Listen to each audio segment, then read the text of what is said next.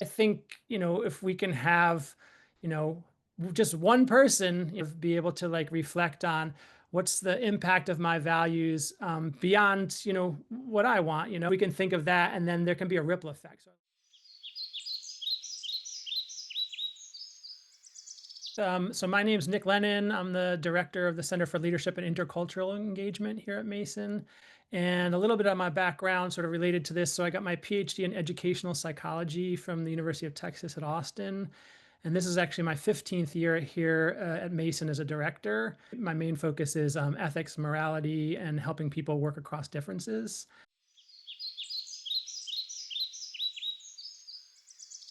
I would say that it sounds like it might be true probably to a lot of people, but it's actually a myth.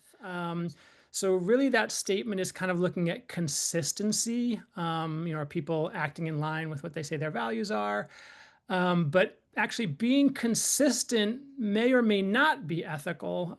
So you can think of like staying true to your values. You can be like, okay, that could be very ethical. It really depends on what your values are and how you're implementing them.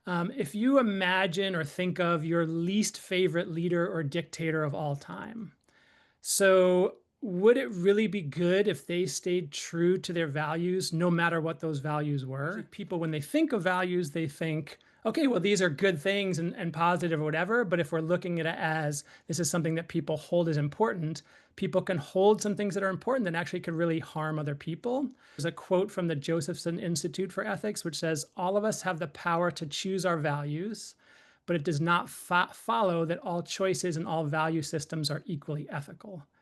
If you have a certain value that holds important, but it's really harming somebody and not helping others, it's just really selfish, then sort of that's like a check or balance on like, well, what are our values?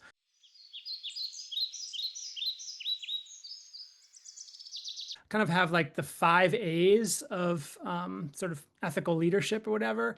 And so some practical things that are helpful, I think, is number one is helping people identify what they care about and their values. I think that's an essential step. So sort of knowing, hey, this is what's important to me. This is what I care about. I'm aware of thinking of like, what's my impact both on myself and other people.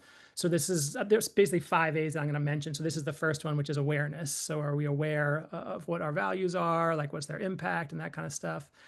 The second one is aspiration, which is basically like our motivation. So we're kind of considering like, am I willing to do something that I might have to sacrifice exactly what I want? What's our aspiration? You can think of like motivation wise for people who are in the military or something like that. Like they're willing to sacrifice, their own, lives in some cases for something, a cause that they believe in or something like that. So critically looking at our values, this is the analysis part. So basically, how do we look at what our values are and what the impact of those things are? And I sort of two examples I think what might be helpful for me to share at this point is sometimes I'll do like a workshop around values clarification and stuff. And somebody say like, my number one value is creativity. Like creativity is super important to me.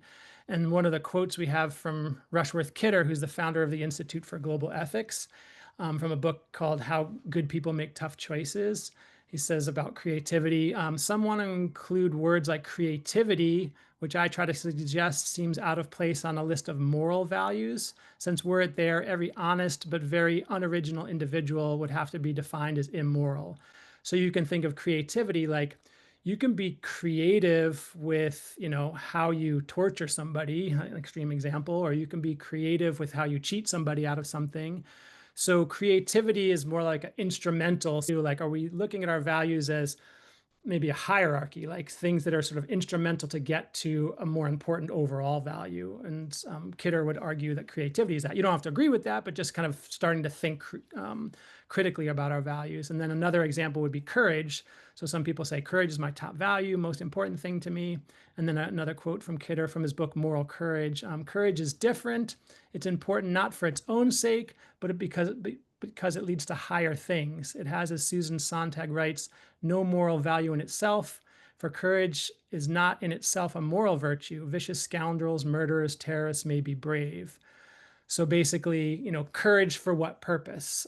So again, sort of like what are we looking at in terms of prioritizing what our values are and how do they come up against what other people's values are, I think is important. So this is the analysis part. So that was kind of a little bit longer explanation. But the fourth one is action. So sometimes people can be like, hey, these are the values I care about. These are ethical values. I thought them through and that kind of stuff. But then they don't actually implement them. They actually don't do anything in line with that, or less in line with that than they could. We need to kind of take these things that we care about and the principles and analyze things and then turn it into action.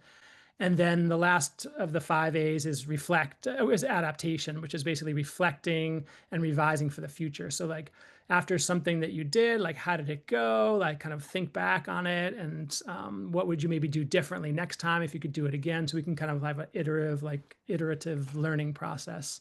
Sometimes people just stop at identify your values and just go out and implement those. But if we're not critically looking at things and really seeing what's the impact on others and that kind of stuff, to me, it's really incomplete.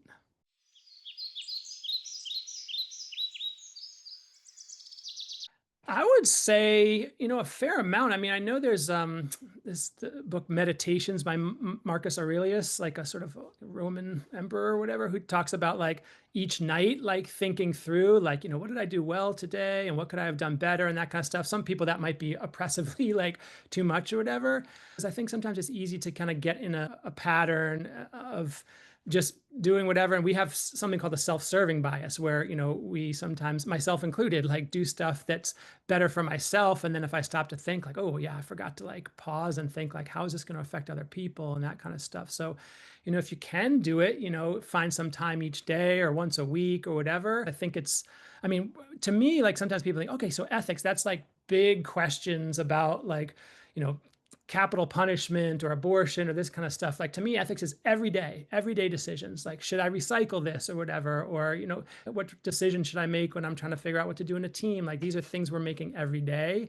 So I think if we can, the more reflection we can do, the better, with also being able to like implement things and not just be, reflecting all the time and not actually able to act or whatever.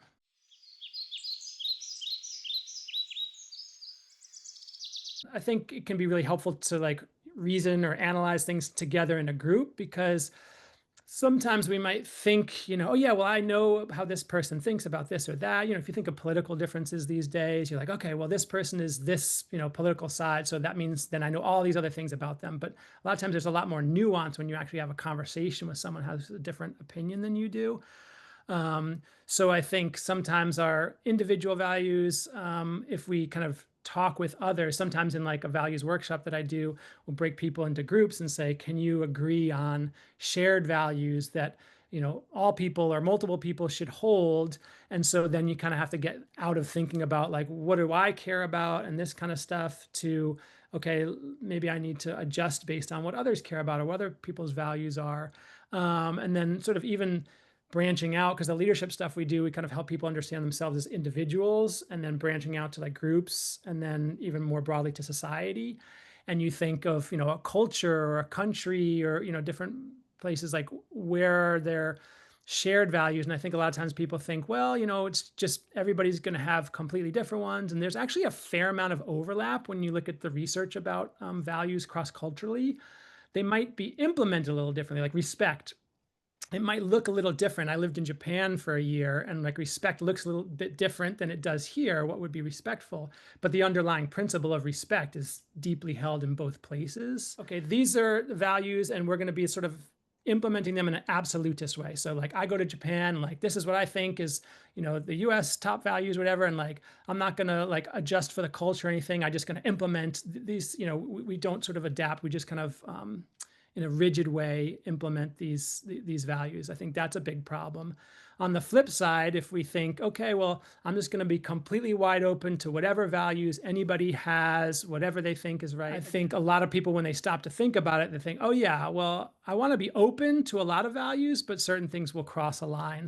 But that doesn't mean we have to throw out the window the fact that there can be some shared moral principles that would apply across cultures, across individuals, across situations.